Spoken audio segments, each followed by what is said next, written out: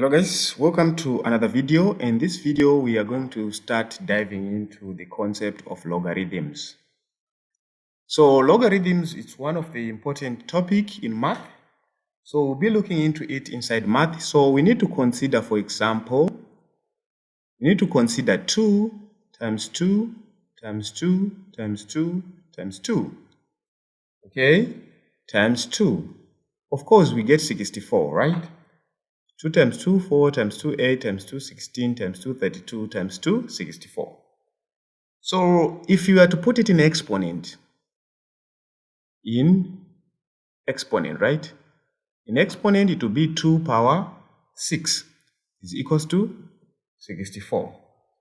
And of course, we can actually clearly say that this is an exponent. Exponent, some they call it a power. And of course, this we can say this is a base. If that is the case then, so we can actually say that the exponent 6 exponent is the logarithm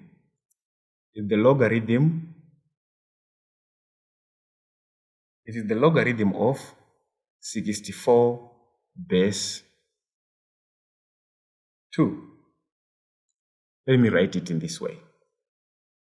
Bracket. I am saying 6 exponent is equals to the logarithm of 64 base 2. So this is enough for this video.